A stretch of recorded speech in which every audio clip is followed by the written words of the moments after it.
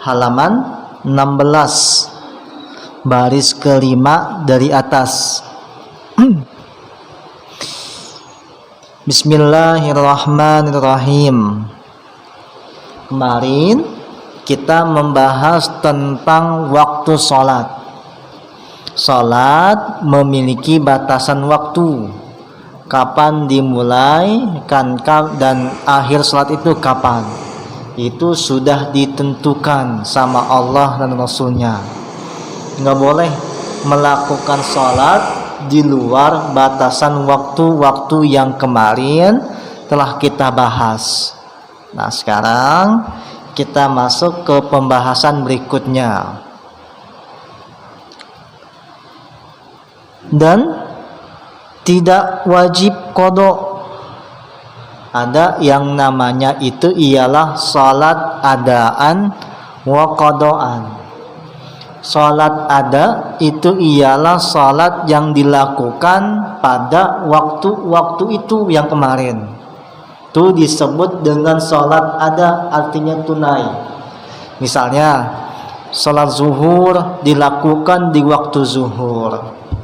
Salat asar dilakukan di waktu asar. Maghrib ya waktu maghrib. Itu disebut dengan salat adaan. Salat yang dilakukan memang di waktu itu salatnya. Nah, yang kedua ada yang namanya salat qada. Salat qada itu salat yang dilakukan di luar batasan waktu itu. Zuhur dilakukan bukan di waktu zuhur. Asar dilakukan bukan di waktu asar. Nah, ini ialah namanya salat qada. Salat yang dilakukan di luar dari batasan waktu yang kemarin telah kita bahas. Nah, tidak wajib qada atas orang kafir. Orang kafir tidak wajib melakukan salat qada. Sumpama ada anak kecil, dari masa kecil dia itu tidak memeluk agama Islam. Begitu umur 20 tahun masuk agama Islam. Dari umur balik sampai dengan 20, si anak ini nih yang udah masuk Islam tidak wajib melakukan sholat yang kemarin sebelum Islam. Nggak wajib bagi dia itu. Jadi nggak ada punya utang bagi anak yang telah memeluk agama Islam. Dia tidak punya kewajiban untuk membayar, untuk menebus sholat ketika dia dalam kondisi di luar ataupun sebelum masuk agama Islam. Ya, jadi enggak, misalnya ada mu'alaf datang ke masjid ini, Pak Ustadz saya pengen masuk Islam. Orang yang masuk Islam itu yang apabila kafir sebelumnya, si dia tidak wajib melakukan ataupun membayar ataupun menebus sholat yang sebelum dia masuk Islam. Enggak wajib bagi orang itu. Apabila masuk Islam tuh dia. Apabila orang itu masuk Islam, melainkan orang murtad, kecuali orang murtad.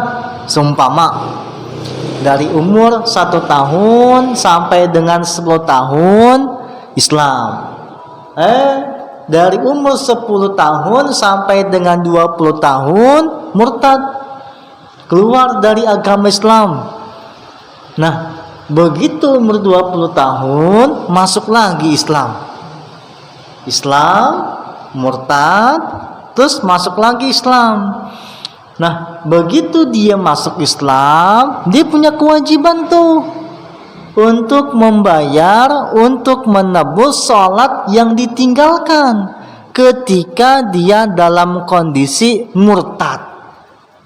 Beda dengan yang tadi, yang pertama. Kalau yang pertama, apabila orang kafir yang sebelumnya beragama Islam masuk Islam, maka dia tidak punya kewajiban untuk membayar ataupun menebus salatnya ketika dia kafir. Yang kedua ini ialah masuk Islam dari umur 1 tahun sampai dengan 10 tahun Islam. 10 tahun sampai dengan 20 tahun dia murtad.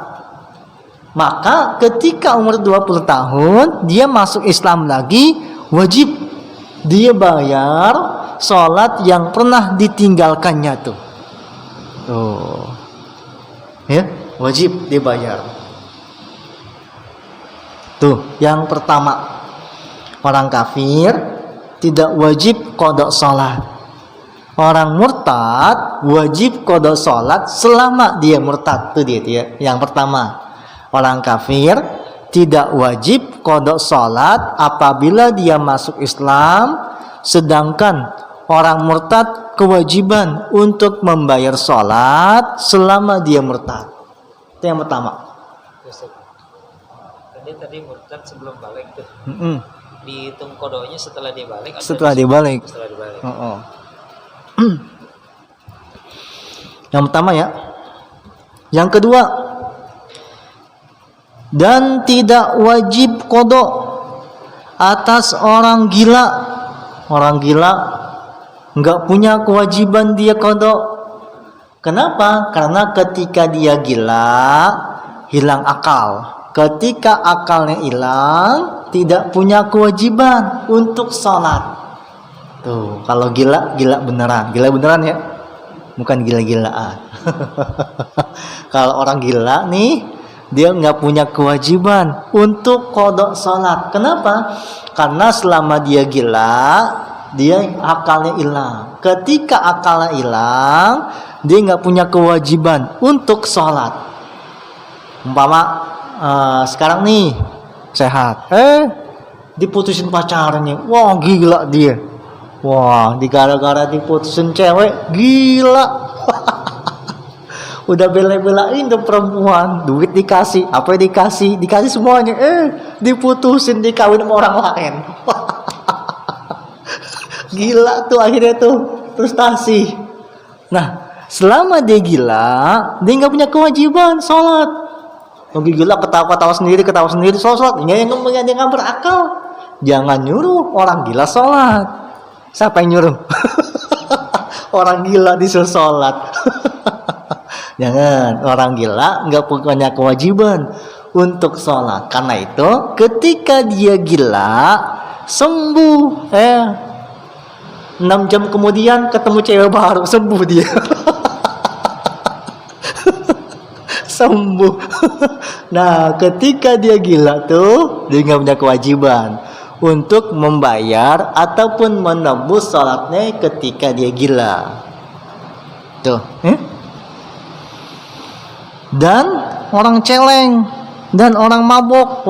Orang mabok nih, dia tidak wajib qada. Kenapa? Karena ketika dia celeng alias mabok, akalnya hilang. Dia nggak punya kewajiban untuk membayar qada sholatnya. Tapi berdosa. Kalau mau apa ya?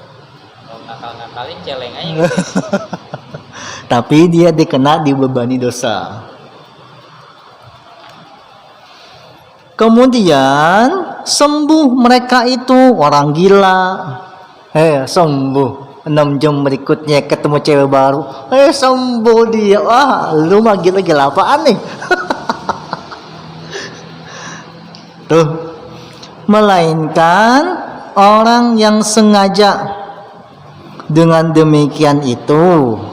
Nah, ada orang gilanya sengaja, pura-pura gila, nggak ada orang, wah, diam-diam sembuh lagi. Pura-pura gila tuh orang tuh. Tuh yang kedua. Jadi orang gila, orang mabok tidak wajib qada sholat setelah dia sembuh. Udah sembuh, maka dia tidak punya kewajiban untuk membayar sholatnya selama dia penyakit ataupun akalnya hilang itu. Ya. Yang ketiga, dan tidak wajib qada atas anak-anak kecil apabila baligh. Tuh, anak kecil tuh Tuh anak yang sebelum balik, kan balik kemarin sampai umur 15 tahun tuh. Atau yang ketiga balik tuh, balik disebabkan 3 hal. Pertama umurnya 15 tahun, yang kedua mimpi sampai keluar air mani, dan yang ketiga ialah haid. Selama dia belum melewati itu, berarti anak itu masih dalam kondisi balik. Selama dia belum balik, maka dia tidak punya kewajiban untuk membayar sholatnya selama dia belum balik. Tuh, dari umur setahun, pas umur 7 tahun mimpi basah mimpinya. Mimpi basah, mimpinya basah tuh mimpinya. Pas bangun, wah apa nih basah-basah nih? Wah, nggak taunya udah balik. Selama dia belum balik, dia pun nggak punya kewajiban untuk membayar sholatnya tuh. Udah lepas dah begitu. Tuh. Jadi 3 orang ya, 3 orang atau 3 kelompok yang tidak punya kewajiban untuk membayar sholat. Yang pertama tadi orang kafir. Yang kedua orang gila ataupun orang yang mabok. Yang ketiga ialah anak kecil yang belum balik.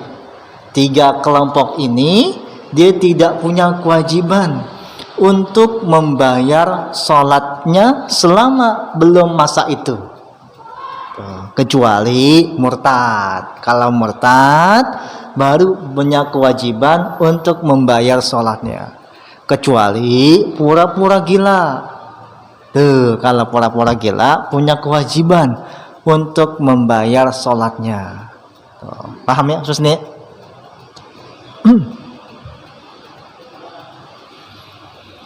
Tuh 3 kelompok. Lanjut. Dan wajib atas kalian bapak dan sekalian ibu bahwa memerintahkan mereka itu akan anak-anak mereka itu dengan sembahyang. Wajib kita sebagai orang tua yang punya anak, perintahin anak kita untuk sholat.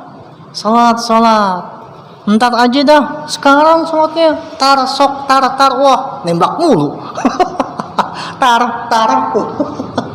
begitu dia tembak langsung. Kita sebagai orang tua punya kewajiban untuk memerintahkan kepada anak-anak kita yang belum balik tuh, yang belum balik ya, untuk membiasakan diri supaya mereka sholat. Dari usia sebelum balik tuh kita membiasakan diri mereka agar nanti ketika dia sudah balik dia udah terbiasa untuk sholat. Tuh ya, jangan anak nggak sholat didiemin. Jangan anak kagak lagi nonton TV pas maghrib matiin TV-nya. Bila perlu banting TV-nya. Wah. Sayang TV-nya, sayang anaknya nih. Sayang bini. Tuh ya, kita jangan sampai kalah sama anak ya. Kita nih sebagai orang tua jangan sampai kalah sama anak. Wah, kita kalah mula anak. Pak, gini nih, Pak. Download. Apa sih download? Tawan dia daripada kita. Kalah kita sama anak. Screenshot, wah screenshot apa sih? Ini gini kita diajarin sama anak, kita nggak tahu screenshot apaan. Wah, kita kalah sama anak. Anak udah lari, kita masih berangkang aja. Tuh, ntar Pak lagi seru.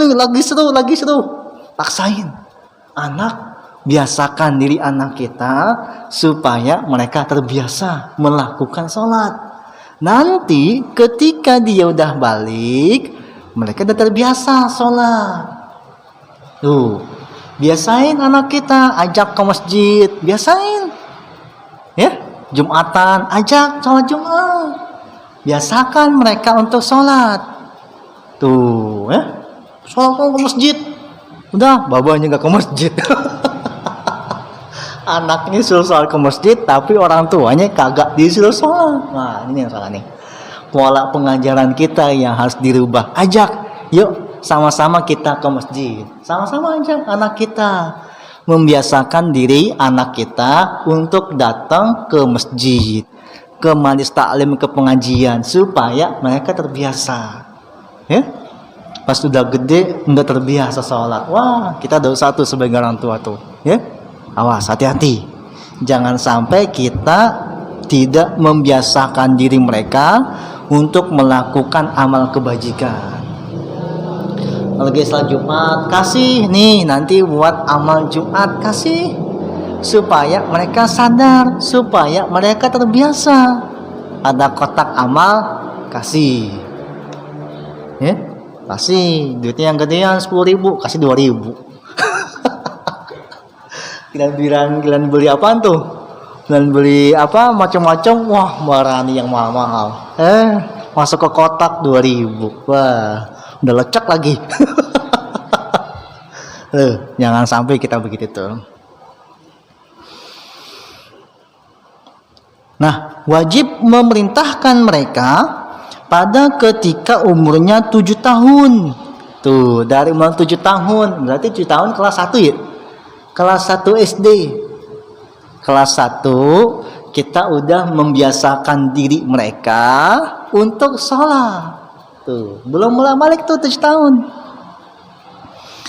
Dan mesti memukul ibu dan bapak-bapak akan anak-anaknya jika umurnya sudah 10 tahun. Tuh boleh si orang tua, bapak atau ibunya untuk memukul anak-anaknya apabila sudah 10 tahun belum juga membiasakan diri untuk sholat.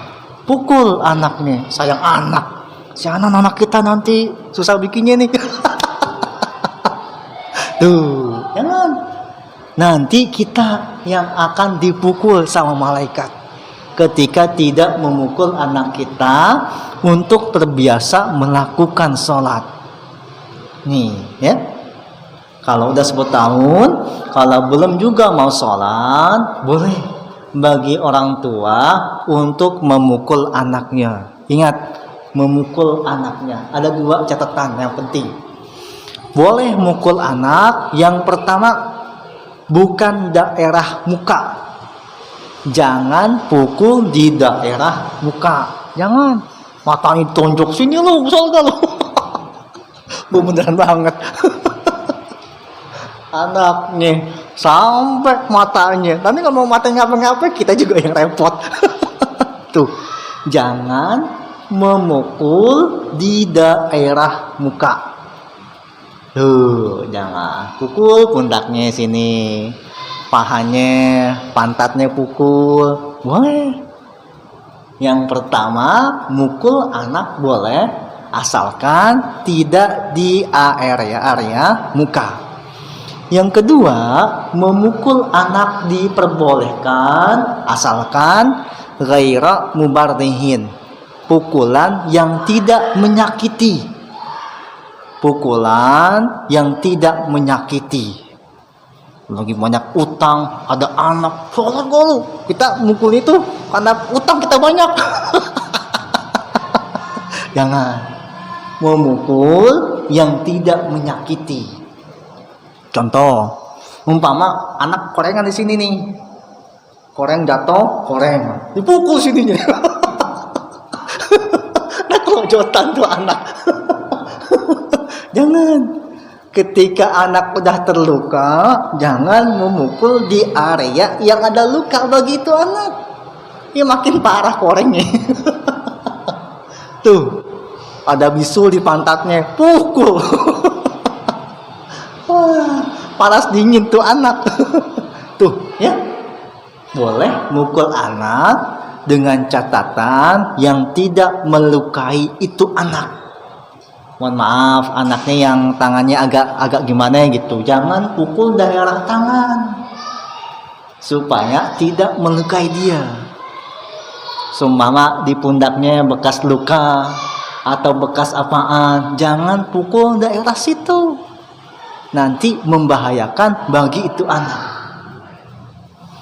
Yang ketiga, boleh mukul anak, kasih alasannya kenapa memukul anak itu. Tuh, begitu dipukul, kamu tahu gak salah kamu apa? Kamu belum sholat itu wajib, perintah agama. Jangan sampai kamu udah gede tapi belum juga mau sholat. Kasih alasan bagi itu anak. Jadi si anak memori itu anak, kenapa dipukul sama orang tuanya? Karena dia tidak mau sholat. Ingatnya begitu itu anak. Jangan pukul-pukul aja. Tuh, kasih tahu alasan itu anak. Kenapa dipukul bagi itu anak? Ya? Tuh, kasih penjelasan bagi itu anak. Boleh memukul bagi orang tua anaknya. Tapi lagi-lagi ada kesepakatan antara ayah, antara orang tua itu sendiri. Bapak sama ibu harus memiliki kesepakatan. Jikalau anak sampai 10 tahun belum sholat, saya pukul. Jadi kamu nggak usah, maknya nangis-nangis. Ya anak-anak kita dipukul-pukul. Ya. Kita mau tegas sebagai laki-laki, maknya. Nah, ada kesepakatan. Ada kesepakatan di antara ibu dan bapak supaya nanti ketika 10 tahun, ketika melakukan tindakan pemukulan, si salah satu dari orang tua tidak merasa kecewa ataupun kesel sama salah satu pihak. Tuh, baru boleh itu memukul anak. Ya. Ingat ya, mukul anak kalau anak kagak sholat. Mukul anak kalau anak kagak sholat. Sampai umur 10 tahun anak belum sholat boleh dipukul. Tadi 3 boleh memukul itu. Ya, bisa. Nah, tuh kewajiban orang tua terhadap anak. Dan afdolnya menyegerakan sembahyang di dalam waktunya. Afdolnya begitu. Ya. Afdolnya ialah as-salatu fi awwali waktiha. Salat ya di awal waktu. Afdol salat itu begitu. Ketika zuhur, ya azan zuhur, langsung cepet-cepet salat. Langsung cepet-cepet untuk melakukan sholat. Dan harus mentakhirkan sembahyang daripada waktunya. Boleh kita mengakhirkan sholat. Umpama zuhur jam 12 sampai jam setengah 4. Boleh kita akhirkan sholat zuhur jam 3. Boleh diakhirkan, tapi afdolnya ialah sholatnya didahulukan, disegerakan. Dengan catatan, dengan syarat mencita akan mengerjakan sebelum keluar waktunya. Boleh kita mengakhirkan sholat dengan catatan kita harus bercita-cita, nanti saya akan sholat zuhur jam 3. Harus tuh, ya. Jangan sampai nih kita tidak ada keinginan untuk melakukan sholat di akhir waktu. Tuh, ya, wajib.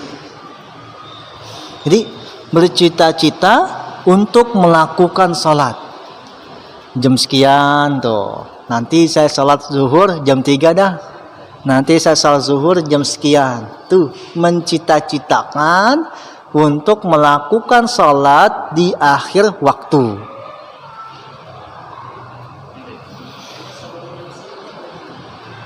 Dan seperti sembahyang yang wajib mengerjakan setinggalnya yang fardu, yang luas seperti haji. Tuh, sama. Selain sholat, ada beberapa kewajiban yang lain juga.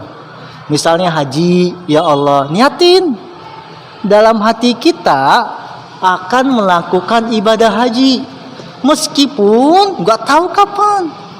Ya, Tuh, niatin tuh.